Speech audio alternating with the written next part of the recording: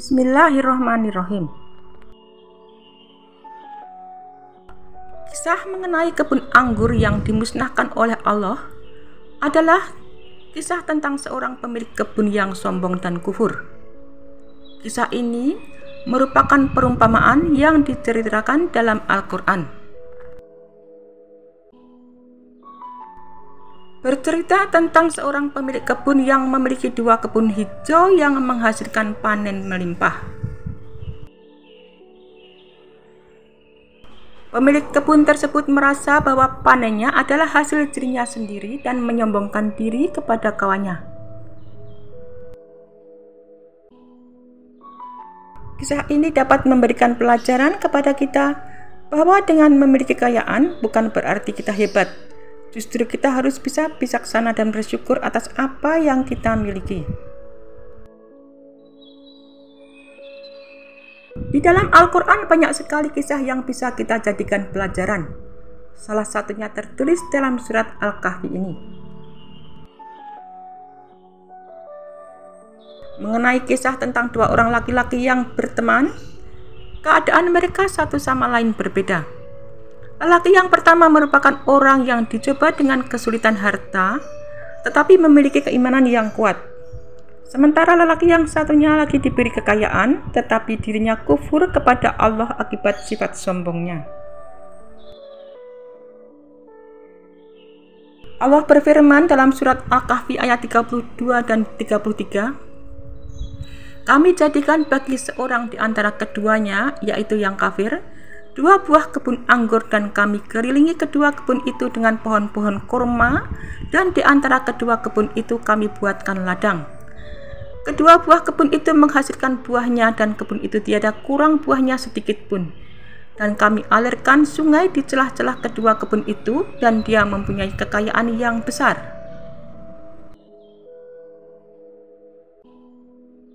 Karena merasa memiliki kekayaan, lelaki tersebut merasa sombong. Pada ayat yang ke-34 Allah berfirman, "Maka ia berkata kepada kawannya yang mukmin ketika bercakap-cakap dengan dia, 'Hartaku lebih banyak daripada hartamu dan pengikut-pengikutku lebih kuat.'"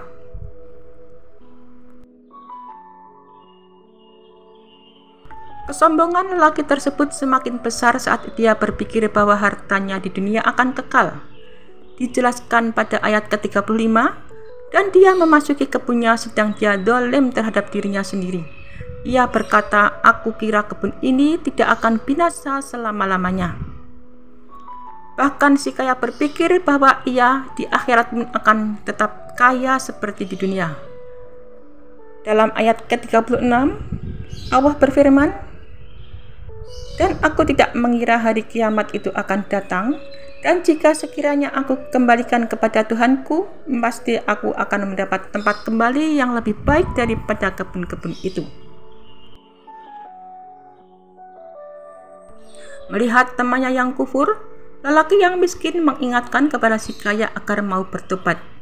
Dalam ayat ke-37 dijelaskan, "Apakah kamu kafir kepada Tuhan yang menciptakan kamu dari tanah, kemudian dari setetes air mani, lalu dia menjadikan kamu seorang laki-laki yang sempurna?"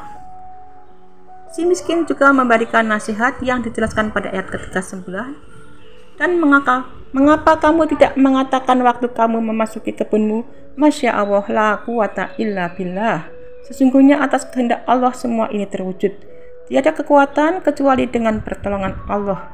Sekiranya kamu anggap aku lebih sedikit darimu dalam hal harta dan keturunan." Kemudian temannya yang miskin berdoa, "Maka mudah-mudahan Tuhanku akan memberi kepadaku kebun yang lebih baik daripada kebunmu ini, dan mudah-mudahan dia mengirimkan ketentuan petir dari langit kepada kebunmu, hingga kebun itu menjadi tanah yang licin atau airnya menjadi surut ke dalam tanah, maka sekali-kali kamu tidak dapat menemukannya lagi." Selanjutnya Allah membinasakan harta milik si kaya yang sombong. Setelah kehilangan hartanya, barulah si kaya merasa menyesal, dan harta kekayaannya dibinasakan. Lalu ia membolak-balikkan kedua tangannya tanda menyesal terhadap apa yang ia telah belanjakan untuk itu. Sedangkan pohon anggur itu roboh bersama dengan para-paranya, dan dia berkata, Aduhai, kiranya dulu aku tidak mempersekutukan seorang pun dengan Tuhanku. Allah berfirman dalam surat Al-Kahfi ayat 43, dan tidak ada bagi dia segolongan pun yang akan menolongnya selain Allah, dan sekali-kali ia tidak dapat membela dirinya. Kisah di atas dapat memberikan pelajaran kepada kita bahwa dengan memiliki kekayaan bukan berarti kita hebat. Justru kita harus bisa bijaksana dan bersyukur atas apa yang kita miliki. Begitu pula apabila kita diuji dengan kesulitan ekonomi, bukan berarti Allah tidak sayang, melainkan kita diuji agar mampu menjadi orang yang sabar. Dalam cerita yang lain dikisahkan mengenai pemilik kebun yang dibutakan oleh kenikmatan dunia ini sampai mengingkari hari kiamat. Allah memberikan pelajaran akibat seseorang yang sombong dengan menimpakan angin, berupa angin topan yang dahsyat menghancurkan perkebunannya. Pada suatu masa, dua orang laki-laki yang bersahabat sejak kecil. Meski bersahabat, keduanya memiliki kehidupan yang berbeda. Salah satu dari mereka adalah pemilik perkebunan atau si kaya, dan lainnya hanya seorang laki-laki biasa yang kita sebut sebagai orang yang miskin. Sayangnya orang yang sombong dan kaya ini, ia sombong karena memiliki dua kebun anggur yang sangat luas.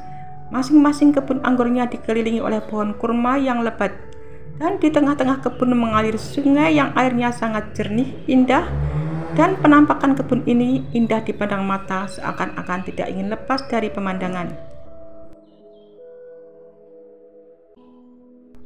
Si pemilik kebun ini berkata dengan nada sombongnya, "Wahai saudaraku, ini adalah kebunku ini yang luas. Pohon anggurnya tidak pernah berhenti berbuah, apalagi pohon kurma yang selalu lebat setiap hari membuatku sangat bahagia." Temannya yang miskin itu berkata, "Benar saudaraku, kebunmu sangat luas dan setiap panen hasilnya selalu melimpah." Maka si kaya berkata bahwa, "Aku sangat yakin kebunku tidak akan pernah berhenti berbuah, dan sekarang aku benar-benar telah menjadi orang yang paling kaya." Temannya yang miskin berkata, "Tapi ingat wahai saudaraku, semua ini hanyalah persembahan dari Allah. Jangan sampai kamu menjadi sombong dan lupa untuk bersyukur kepada Allah Sang Maha Pemberi rezeki." Temannya yang kaya seolah-olah tidak mendengarkan nasihat sahabatnya. Ia lebih fokus memperhatikan perkebunannya dengan perasaan sombong dan bahagia.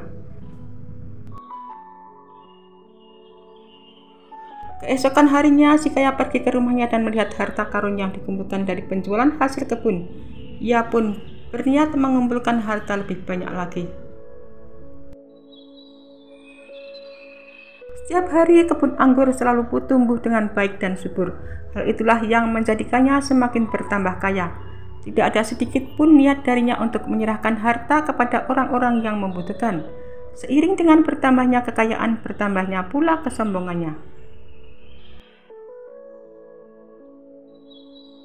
Kesombongan lelaki tersebut semakin besar saat ia berpikir bahwa hartanya di dunia akan kekal. Allah membinasakan harta milik si kaya yang sombong. Setelah kehilangan hartanya, barulah orang yang kaya tersebut merasa menyesal, dan harta kekayaannya dibinasakan. Lalu ia membolak-balikkan kedua tangannya tanda menyesal terhadap apa yang telah ia belanjakan untuk itu. Sedangkan pohon itu roboh bersama para-paranya. Dan dia berkata, "Aduhai, sekiranya dulu aku tidak mempersekutukan seorang pun dengan Tuhanku." Begitulah cara Allah melenyapkan nikmat seseorang. Udara di kebun itu masuk ke dalam bumi, buah-buahnya hilang sehingga nyaris tidak tampak tanda-tanda kehidupan di kebun itu.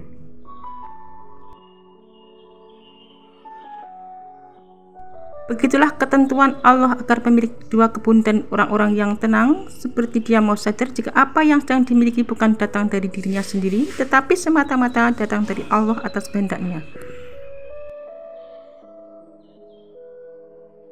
Seorang lelaki yang dianugerahi Allah Ta'ala memiliki 2 kebun yang hijau. Kebun-kebunnya menghasilkan panen berlimpah, namun dia merasa panennya itu merupakan hasil jerihnya semata.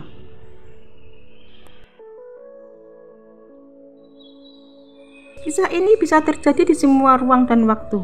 Andai kata Allah Ta'ala memberitahukan kita siapa saja pelaku peristiwa itu, serta waktu dan tempatnya, niscaya kita bisa mengatakan jika itu adalah kejadian yang khusus dan pada zaman tertentu. Namun sebaliknya, Allah menginginkan kita untuk mengetahui jika kisah tersebut bisa terjadi kembali pada masa sekarang. Dan Allah juga telah menjelaskan tentang 2 kebun yang lengkap dengan kekayaan dan saranya, dengan ketekunan pemiliknya dalam bertani, membajak dan menyiram dan merawatnya, sehingga kebun tersebut akhirnya memberikan hasil yang melimpah.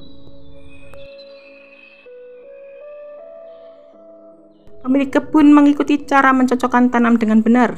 Kebun itu pun memberikan hasil yang memuaskan dan tidak kekurangan apapun, sehingga salah satu pemilik kebun tertipu dengan sebab-sebab tadi tanpa menyadari adanya penyebab utama. Dia menyombongkan dirinya seolah-olah rezeki yang ada pada dirinya hanya karena kemampuannya dalam mengelola kebun. Dan dia telah zalim terhadap dirinya sendiri.